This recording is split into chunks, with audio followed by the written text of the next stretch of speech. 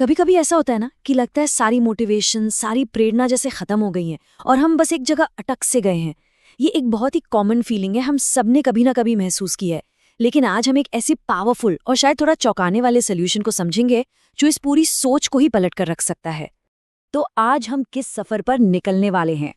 सबसे पहले हम समझेंगे कि ये जो नीचे खींचने वाला चक्र है ये है क्या। फिर हम जानेंगे कि कैसे एक्शन से मोटिवेशन पैदा होता है, हाँ उल्टा। इसके बाद बिहेवियरल एक्टिवेशन मेथड क्या है ये देखेंगे, अपने एक्शन को ऑर्गेनाइज कैसे करें, और फिर इन सब को मिलाकर एक ऊपर की ओर ले जाने वाला एक पॉजिटिव स्पाइरल कैसे बनाएं। ये सब हम आज कवर करेंगे। तो चलिए शुरू करते हैं पहले हिस्से से, द डाउनवर्ड स्पाइरल। यहाँ हम ये समझने की कोशिश करेंगे कि कैसे एक खराब मूड धीरे धीरे एक ऐसे जाल में बदल जाता है, एक ऐसे दुष्चक्र में जिससे बाहर निकलना बहुत मुश्किल लगने लगता है। कभी ऐसा महसूस हुआ है कि अंदर से पता है कुछ तो करना चाहिए, लेकिन हिम्मत ही नहीं होती, कोई मोटिवेशन ही नहीं है। दिमाग तो जानता है पर शरीर जैसे साथ देने को तैयार ही नहीं है। ये एक बहुत ही असली और बहुत ही आम फीलिंग है। ये जो बात कही गई है ये बिल्कुल मुद्दे की बात है। यही है वो विशियस साइकिल या दुष्चक्र जिसकी हम बात कर रहे हैं। मतलब मूड खराब है इसलिए कुछ करने का मन नहीं करता, और क्योंकि हम कुछ करते नहीं तो मूड और भी ज्यादा खराब हो जाता है, एक अंतहीन लूप जैसा। तो ये चक्कर शुरू कैसे होता है?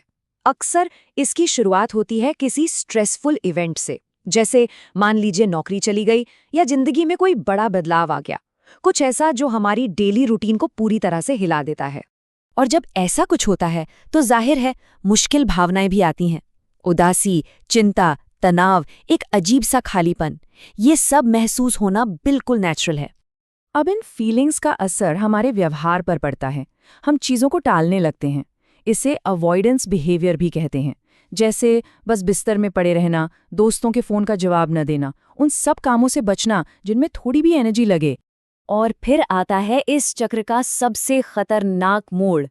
जब हम लोगों से कटना शुरू कर देते हैं तो हमारे रिश्ते कमज़ोर पड़ने लगते हैं, दोस्त भी कॉल करना बंद कर देते हैं, और इससे क्या होता है, हमारी जो शुरुआती उदासी थी वो और भी पक्की और भी गहरी हो जाती है, और बूम, ये चक्र और मजबूत हो जाता है। ओके, तो ये तो हुई समस्या की बात। ये डाउनवर्ड स्पाइरल काम कैसे करता है? अब आते हैं सॉल्यूशन पर। और ये जो आइडिया है ये शायद अब तक हम जो सोचते आए हैं उससे बिल्कुल उल्टा है। हम सब आमतौर पर क्या सोचते हैं, यही ना, कि पहले मोटिवेटेड फील करेंगे फिर कोई काम शुरू करेंगे, मतलब मोटिवेशन का इंतजार करते रहते हैं। पर क्या हो अगर ये पूरा कॉन्सेप्ट ही उल्टा हो? क्या हो अगर एक्शन लेने के लिए मोटिवेशन की जरूरत ही ना हो? और यही है वो कोर आइडिया, वो काउंटर इंट्यूटिव सच। एक्शन भावना से पहले आता है। एक्शन प्रीसीड्स इमोशन, मतलब काम पहले, फीलिंग्स बाद में। जब हम कुछ करते हैं तो अच्छा महसूस करना वो उस एक्शन का नतीजा होता है, एक्शन करने की वजह नहीं। ये एक माइंड ब्लोइंग कॉन्सेप्ट है अगर इसे ठीक से समझें।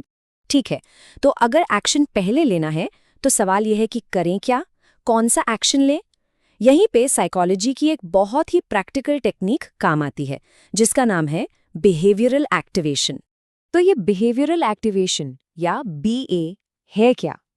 बहुत आसान शब्दों में ये एक ऐसा तरीका है जो हमें सिखाता है कि अपने बिहेवियर यानी अपने कामों का इस्तेमाल करके अपनी फीलिंग्स को कैसे बदला जाए।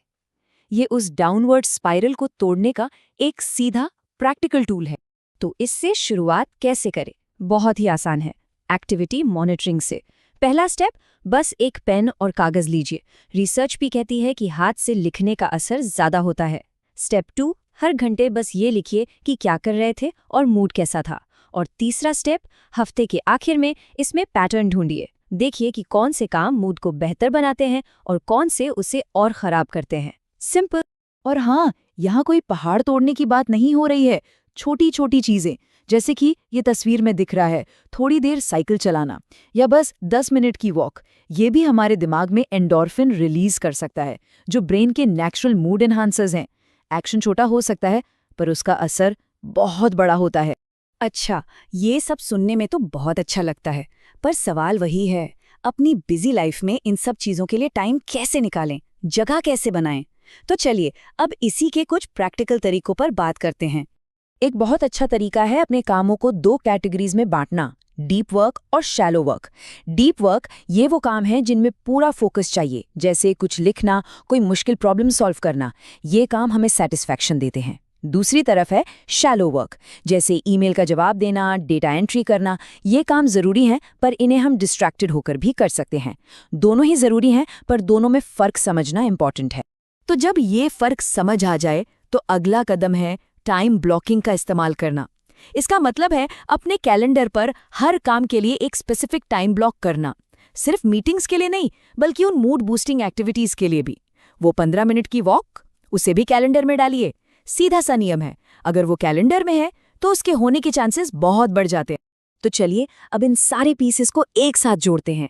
हमने समस्या को समझा, हमने सोल्यूशन का कोर आइडिया समझा, और हमने उसे इम्प्लीमेंट करने के तरीके भी देखे। अब देखते हैं कि इन सबको मिलाकर उस डाउनवर्ड स्पाइरल को तोड़कर एक अपवर्ड स्पाइरल, यानी एक पॉजिटिव ऊपर की ओर ले जाने वाला चक्र कैसे बनाया जा सकता है। तो ये है अपवर्ड स्पाइरल टूलकिट। पहला, बिहेवियरल एक्टिवेशन का इस्तेमाल करके पहचानिए कि कौन सी एक्टिविटीज आपको सच में अच्छा महसूस कराती हैं। दूसरा, डीप और शैलो वर्क में फर्क करके उन्हें प्लान कीजिए। तीसरा, टाइम ब्लॉकिंग से उन्हें अपने दिन में स्केड्यूल कीजिए। और सबसे ज़रूरी, छोटी शुरुआत कीजिए।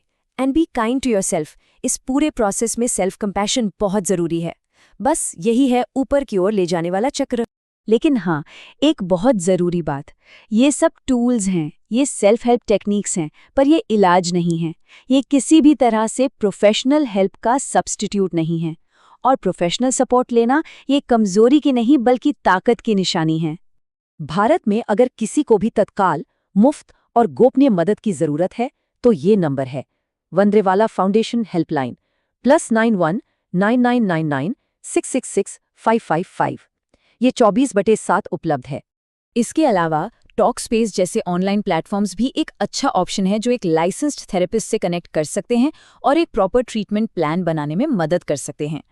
तो इस पूरी बातचीत को ख़त्म करते हैं एक सवाल के साथ।